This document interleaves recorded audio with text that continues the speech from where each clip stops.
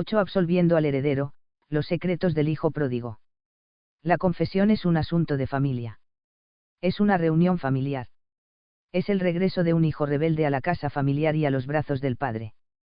Para los cristianos, el sacramento, a través de la historia, ha sido más que una doctrina. Es una historia, la historia de una caída y una rectificación, de un distanciamiento y una reconciliación. Es la historia de la vida de todos. Pero siempre que los cristianos hablan del sacramento, hablan inevitablemente de él como lo hizo Jesús en términos de una historia personal, una historia familiar. Esa historia es la parábola del hijo pródigo, LC 15, 11 a 32. El hijo pródigo la arma. Jesús nos cuenta que un hombre rico tenía 2 hijos. El más joven le pidió la parte que le correspondía de la herencia ahora, antes de la muerte de su padre, y éste se la concedió. El hijo reunió sus cosas y marchó a un país lejano, donde derrochó su fortuna viviendo desenfrenadamente. Cuando hubo malgastado todo, su ruina personal coincidió con un desastre natural. Se declaró una hambruna, así que se puso a trabajar alimentando cerdos. El joven estaba hambriento y hubiera deseado comer lo mismo que los animales, pero nadie se lo daba. Por fin, recapacitó y pensó: ¿cuántos jornaleros de mi padre tienen pan en abundancia, mientras yo aquí me muero de hambre? Me levantaré, iré a mi padre y le diré: Padre, he pecado contra el cielo y contra ti. Ya no soy digno de ser llamado hijo tuyo, trátame como a uno de tus jornaleros. Y empezó el largo viaje de regreso. Cuando todavía estaba lejos, su padre le vio y, lleno de compasión, corrió a su encuentro, le abrazó y le besó. El hijo empezó el discurso que llevaba ensayado: Padre, he pecado contra el cielo y contra ti. Ya no soy digno de ser llamado hijo tuyo. Pero su padre no le dejó terminar. En cambio, se dirigió a sus sirvientes, diciendo: Sacad enseguida el mejor vestido y ponédselo, ponedle un anillo en su mano y sandalias en sus pies. Traed el ternero cebado y matadlo, comamos y celebremos fiesta, porque este hijo mío estaba muerto y ha resucitado, estaba perdido y ha sido hallado. Y comenzaron el festejo. Mientras tanto, el hijo mayor volvía de su trabajo en el campo. Cuando se acercaba a la casa, oyó la música y el baile. Llamó a uno de los sirvientes y le preguntó qué pasaba. Cuando el sirviente se lo explicó, el hermano se puso furioso. Se negó a entrar. El padre salió y trató de convencerlo, pero el hijo mayor replicó: Ya ves cuántos años que te sirvo sin desobedecer una orden tuya y nunca me has dado un cabrito para festejarlo con mis amigos. Y ahora que ha llegado ese hijo tuyo, que disipó tu fortuna con malas mujeres, le matas el ternero cebado. El padre replicó: Hijo, tú estás siempre conmigo y todo lo mío es tuyo. Convenía festejarlo y alegrarse porque ese hermano tuyo estaba muerto y ha vuelto a la vida, estaba perdido y ha sido hallado. La historia de siempre. Durante 2000 años, los creyentes han meditado esta historia y se han llenado de asombro. La han cantado los poetas, los mejores artistas han tratado de captarla en lienzo, en mármol o en vidrieras, los predicadores la han explicado con frecuencia y han tronado su mensaje desde el púlpito. El relato ha sido repetido, recontado, revisado y reproducido en novelas, en cuentos cortos, en series de TV y en películas. La parábola del hijo pródigo es, quizá, una de las 3 o 4 historias más conocidas del mundo. Por esta razón, sin embargo, deberíamos tomarnos unos momentos, detenernos, y estudiarla más profundamente, en su contexto y en sus menores detalles. Una historia puede sernos demasiado familiar. Llega a sernos tan familiar que lo sabemos todo excepto los momentos familiares. No oímos las palabras, vemos los cuadros como aparecieron hace años, como los recordamos de la Biblia familiar ilustrada. Entonces, damos un salto hasta las conclusiones a las que llegamos cuando la entendimos por primera vez, o cuando un predicador nos desmenuzaba su sentido. Una historia familiar es la única en la que se supone que no tenemos que pensar. Esto es cierto, quizá, para algunas historias, pero no para las parábolas de Jesucristo, porque sus historias vienen del mismo genio divino que creó el universo de la nada. Dios escribió el mundo como los autores humanos escriben libros. Así, cuando dedica su mente a algún relato, puedes apostar que su sentido, como el del mundo, será inagotable.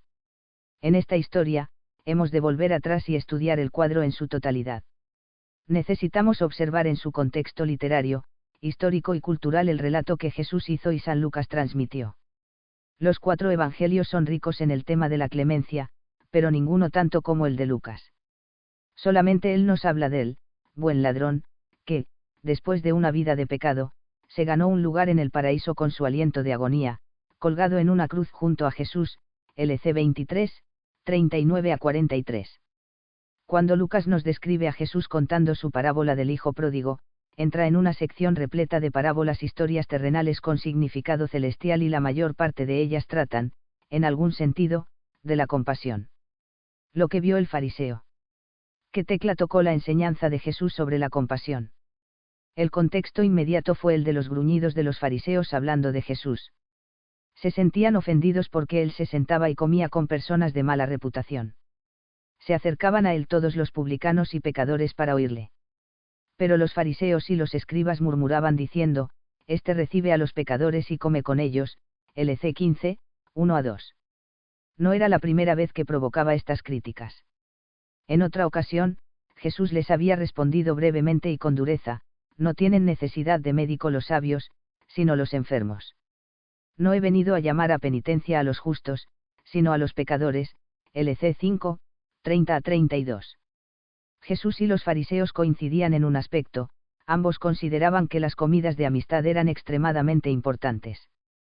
Para los judíos piadosos las comidas normales tenían un significado religioso y estaban regidas por determinadas rúbricas litúrgicas. Había bendiciones al partir ritualmente el pan y quizá al compartir la copa de vino. La sola idea de comida rápida les hubiera parecido blasfema. Los fariseos observaban estas tradiciones escrupulosamente. No permitían que sus comidas estuvieran profanadas por la presencia de pecadores, gentiles o por quienes fueran considerados impuros, mujeres en menstruación, por ejemplo, o cualquiera que hubiera tocado un cadáver. Semejante exclusión era fundamental, no incidental, para la identidad de los fariseos. De todas las tradiciones de las antiguas escuelas de los fariseos y Yel y Shammai, el 67% trataba de las comidas de amistad y de la purificación. El nombre de fariseo se deriva de la palabra hebrea parusim, que significa los separados. Se mantenían al margen de la chusma en cuyas comidas participaba Jesús, 48. Por otra parte, Jesús parecía disfrutar con la compañía de grandes multitudes, LC 14, 25. Hablaba metafóricamente en términos de un hombre rico que organizó un banquete, pero que fue rechazado por la mejor gente terratenientes, profesionales y comerciantes, y ordenó a sus sirvientes que buscaran a los marginados de la sociedad. Sal a los caminos y a los cercados y obliga a entrar para que se llene mi casa, LC 14, 23. Perdido y hallado. Los fariseos murmuraban: Este hombre recibe a los pecadores y come con ellos. Puesto que las respuestas sencillas y directas no surtían efecto, Jesús respondió en esta ocasión, en el capítulo 15 del Evangelio de Lucas, contando 3 historias: la parábola de la oveja perdida, la parábola de la moneda perdida y la parábola del hijo perdido. Esta última es más conocida como la parábola del hijo pródigo. En cada una de esas parábolas, la propiedad perdida es algo valioso. Pensemos en la oveja. En las tierras donde Jesús predicaba, la gente dependía de las ovejas para la lana, el alimento y el sacrificio ritual. Para un pastor, la simple pérdida de una oveja significaba la pérdida también de las ganancias de varios años. Y el pastor deja a las 99 para ir a buscar a la descarriada. Pensemos también en la moneda perdida. Se trataba de una dracma, el salario diario de un jornalero. Las mujeres no llevaban el peso de la economía, y una dracma perdida significaría días sin comida para la heroína de la historia. Pero ¿quién puede valorar la pérdida de un hijo? La historia del hijo pródigo comienza en una familia, un padre y sus 2 hijos. Están unidos por lazos de sangre, pero más aún por los lazos de la alianza. El orden de la alianza, la lógica de la alianza envuelve a la parábola y a la estructura del drama. Un padre nunca pondría precio a su hijo. El hijo, sin embargo, deseaba venderse barato, aunque pensara que el precio era excesivo. Preguntó si podía cobrar inmediatamente su parte del patrimonio familiar. Era una rara petición. Se consideraba desacostumbrado, incluso vergonzoso, que un hijo pidiera su herencia por anticipado, como si estuviera impaciente por el fallecimiento de su padre. El libro de Sirach, escrito poco antes de la vida de Jesús, establece el tiempo correcto para recibir una herencia. Cuando llegues al final de tus días, a la hora de la muerte, distribuye tu herencia. Sir 33, 23. El hijo que adelantaba el día parecía, por lo menos, irrespetuoso. El padre, sin embargo, accedió a la petición de su hijo, y el joven, comportándose como si su padre ya estuviera muerto, se marchó. El hijo pródigo no perdió el tiempo, reunió sus cosas y abandonó a la familia. No debemos dejar pasar el significado de marchar a un país lejano. LC 15, 13. Al salir de la tierra familiar, se colocaba fuera de la alianza abandonando las costumbres de su pueblo y olvidándose del Dios de sus padres. Había elegido vivir como un gentil. Su conducta posterior lo confirma. Jesús la resume como, viviendo desenfrenadamente. LC 15, 13. Sin padre que le vigilara, el joven satisfizo sus deseos desordenados, cada vez más corrompidos. El hermano mayor nos hace saber que las primeras beneficiarias de la prodigalidad del joven fueron las prostitutas. LC 15, 30. La ruina moral del hijo menor llegó mucho antes que su ruina económica, que se produjo en cuanto una época de hambre asoló el país en el que residía. Después de meses de concederse todos los caprichos, ahora no era capaz de satisfacer sus necesidades básicas. Pasaba hambre. Tomó el único trabajo que pudo conseguir, el trabajo más denigrante que un judío podía imaginar, cuidaba una piara de cerdos, guardaba los más inmundos de los animales. Lev 11, 7. Trabajando para un gentil, es de suponer que violaría también el sabbat semanal. Ex 20, 8 a 11. Únicamente las condiciones más desesperadas pudieron obligar al hijo a aceptar aquella situación tan desgraciada. Además, descubrió que su suerte era peor que la de los cerdos. Ellos, al menos, comían a intervalos regulares. Nadie mostró una preocupación semejante por su alimentación. Deseaba saciar su hambre con las algarrobas que echaban a los cerdos, pero no se las daban. Rumbo a casa. He dicho previamente que la ruina moral y económica del joven coincidió con el desastre natural de la hambruna. Sin embargo, no quiero decir que fuera una circunstancia casual. Fueron coincidentes, simultáneas, pero no fueron casuales. Ciertamente, yo diría que fueron providenciales, porque solo una catástrofe semejante pudo dar lugar a la conversión del hijo. No fue una cálida oleada de nostalgia lo que le puso en camino hacia la casa del padre. Fueron el hambre, la vergüenza y el temor a morir. Cuando entró en razón, comprendió que era mejor vivir como un esclavo en casa de su padre que morir en tierra extraña como esclavo de su sensualidad. Mientras él deseaba comer el pienso de los cerdos, los más humildes sirvientes de su casa, tenían pan en abundancia. LC 15, 17. Así empezó el regreso, y el largo viaje le pareció aún más largo por culpa de su estómago vacío, pero en el momento en que llegó a la vista de las tierras de su padre, el hambre y la vergüenza tuvieron que haber sido tan irresistibles como su olor. Su padre lo vio a lo lejos. ¿Cómo pudo ser, a menos que estuviera siempre esperando la llegada del hijo perdido? Entonces, el anciano hace algo notable. Corre camino adelante para recibir a su hijo. Aquello era poco menos que un tabú cultural.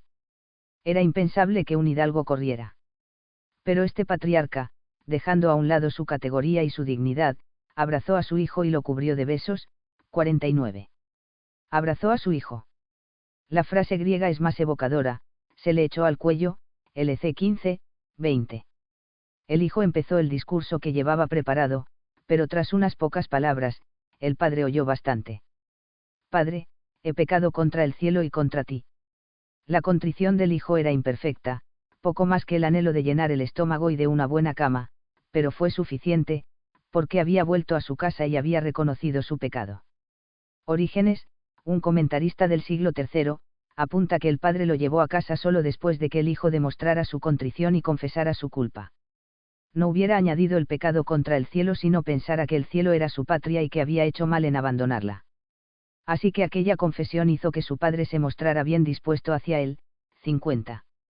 De repente, un pecado que había sido mortal, un pecado que había acabado con la filiación del hijo, con su herencia y su vida familiar, quedó perdonado instantáneamente, absuelto, borrado, porque este hijo mío estaba muerto y ha vuelto a la vida.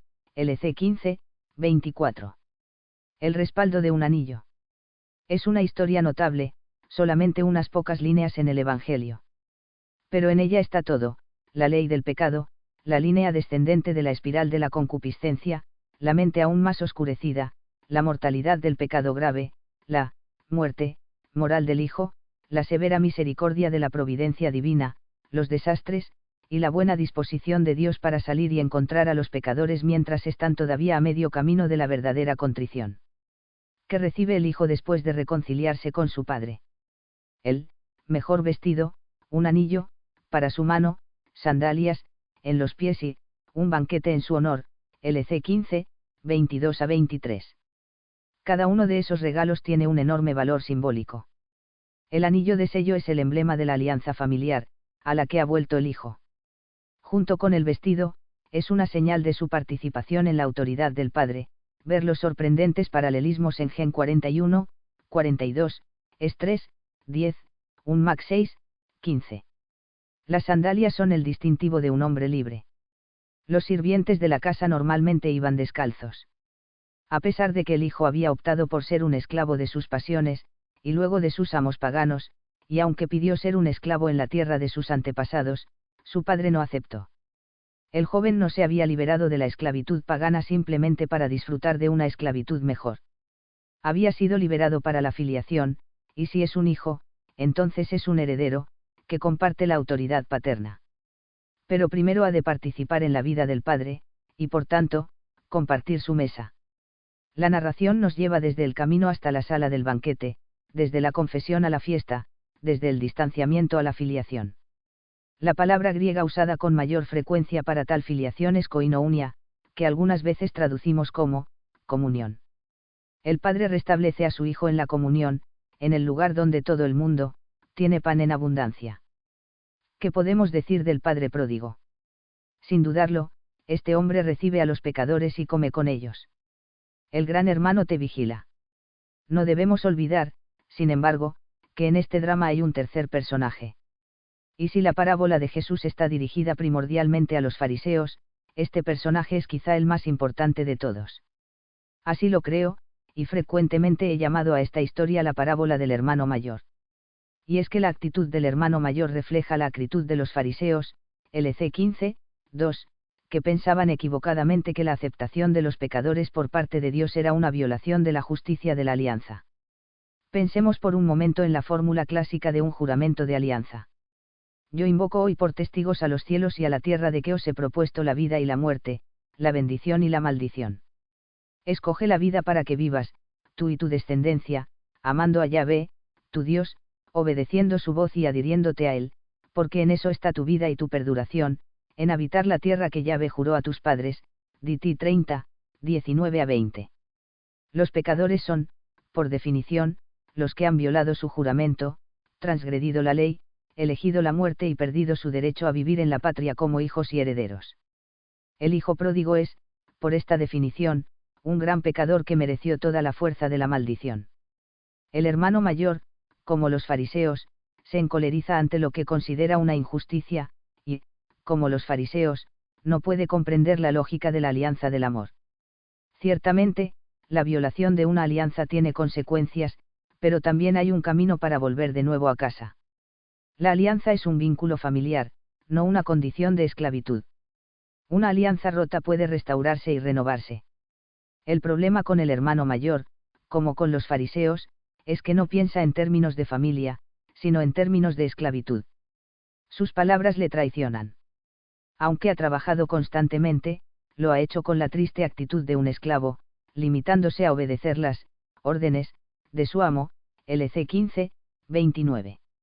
Al contrario que su hermano pequeño, nunca se dirige al anciano como padre, sino como tú. Tampoco se refiere el primogénito al joven como hermano, sino solo como ese hijo tuyo. Incluso en medio de la envidia por la fiesta de su hermano pequeño, el mayor no desea una comida familiar, sino una fiesta con sus amigotes, un cabrito para celebrarlo con mis amigos, LC 15, 29. Esta es la retórica de la esclavitud, no la de la filiación, 51. El eterno problema. Jesús dirigía esta parábola a varios individuos que estaban ante él. Eran fariseos que deseaban llevar a su cumplimiento una ley casi imposible y hacerla aún más difícil. Probablemente no consideraban antijudío el relato, como lo calificaban algunos críticos, pues Jesús era un judío observante que alababa la fuerza perdurable de la ley de Moisés, Mt 5, 18. Por otra parte, el problema no es característico del hermano mayor, de los fariseos o de cualquier grupo religioso. Es nuestro problema. Es el problema de todos los pueblos y de todos los tiempos. Es el pecado recurrente del justo que se enorgullece de su rectitud, reivindican el mérito de sus propias obras y pretenden imponer a Dios la obligación de corresponder. Es una perversión de la alianza, y ha estado tan generalizada en la nueva alianza como en la antigua. La mayoría de las herejías que ha padecido la Iglesia han sido errores de hiperpureza, no de hiperlaxitud. En el siglo III, los montanistas se escandalizaron por el comportamiento negligente de algunos clérigos, y entonces se aislaron, se separaron de los pecadores. Poco tiempo después, los donatistas juzgaron que la Iglesia era demasiado indulgente al readmitirlos y decidieron celebrar su propia Eucaristía solo por invitación. Todos esos herejes más puros que nadie, y muchos otros, encontraban escandaloso el deseo de la Iglesia de recibir a los pecadores y comer con ellos. En lugar de una siempre mayor comunión, eligieron la vía del separatismo, el exclusivismo y la división, el camino elegido por los fariseos tanto tiempo atrás. La Iglesia, como Cristo, no se acomodó a esa doctrina. Esta es la razón por la que los católicos afirmamos, en palabras de nuestro antiguo credo, nuestra creencia en el perdón de los pecados. La afirmamos porque siempre habrá alguien que la niegue. Sin temor. El drama de la parábola transcurre desde la esclavitud a la filiación, desde la exclusión a la mesa de la amistad, desde la confesión a la comunión. El padre deja a un lado su grandeza y su dignidad para humillarse, con objeto de participar en la condición de su hijo para que su hijo pueda compartir de nuevo una eminente vida familiar. Este fue el comportamiento del Padre pródigo, y este ha sido el comportamiento de Dios mismo, que se encarnó para que el hombre pudiera ser deificado. Podemos tomar parte en la divinidad de Cristo, que se humilló a sí mismo para tomar parte en nuestra humanidad. Esta no es una historia antigua y lejana, es nuestra historia, como fue la historia de San Pablo, que escribió lo que podría ser un comentario sobre la parábola de Jesús, pues no recibisteis espíritu de servidumbre para recaer en el temor, sino que recibisteis el espíritu de hijos adoptivos, con el cual clamamos, Abba, Padre. El Espíritu mismo da testimonio junto con nuestro espíritu de que somos hijos de Dios. Y si somos hijos, también herederos, herederos de Dios y coherederos de Cristo, con tal que padezcamos con Él, para ser también con Él glorificados. Rom 8, 15-17. Dios continúa encontrándose con nosotros en la mitad del camino del arrepentimiento. Nos encuentra una vez por todas en la encarnación y nos encuentra en el confesonario, de modo que puede conducirnos a su mesa, donde está el pan de vida, pan en abundancia.